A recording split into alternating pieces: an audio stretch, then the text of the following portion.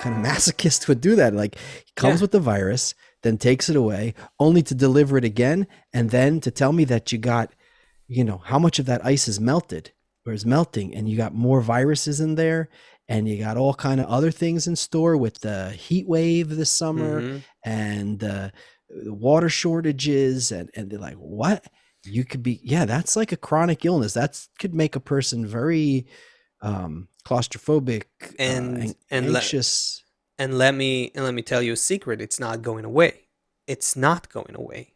It's again, not to discourage. On the contrary, we need to talk about how to look at this whole thing in a new way. What's the new strategy to figure out how to relate to this? But this is not going away. We've entered this phase of human development, of human evolution, where all of these problems are trying to pressure us and release us, and it's We should really, turn it into yeah. like some pleasurable intercourse with the laws of nature instead of this beating.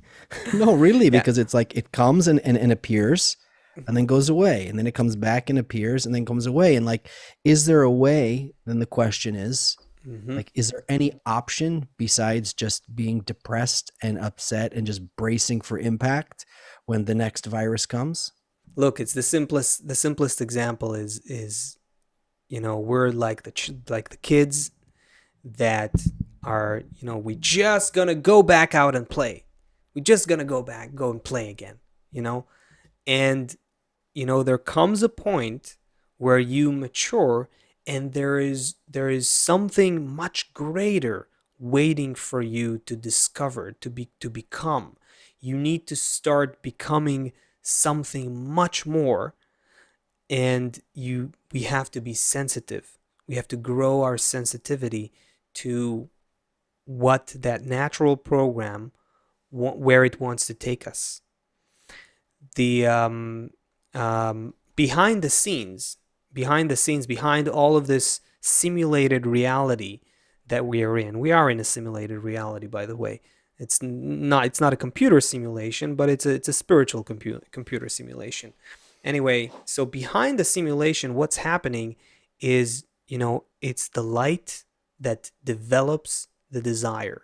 And I'm just gonna throw some Kabbalah terms here a little bit, okay? After that, after that, you can push me to the corner, and then maybe we'll. But this is what's happening. There is one force of nature, and it created a vessel in which it wants to be revealed. It wants to fulfill that vessel. Think about just this abstract force that wants to build a vessel and then fulfill the vessel. So first it has to shape the vessel. It has to build it.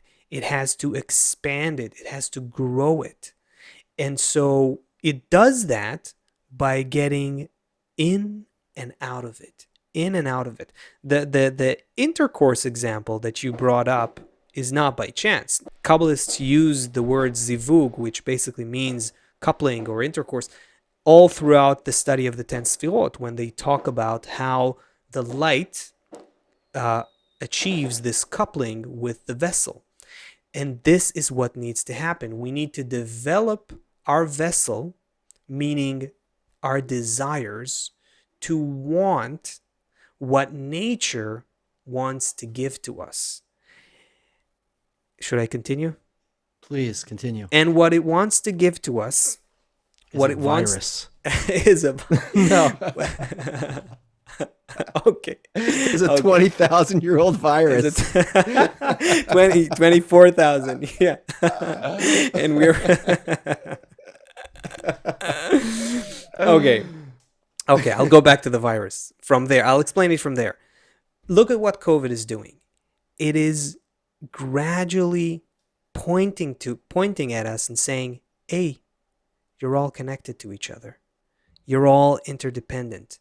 And unlike ever before, and I don't care that you'll tell me that we had pandemics, the Spanish flu and all that. We've had tons of pandemics. It's part of the evolutionary process. There was never a global pandemic.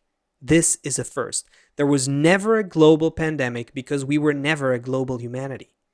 What is happening now is that nature is showing us how we are being tied to each other as a global network. Global interdependence is the new law of nature that we need to start hearing. And it's going to force us to change the entire social order.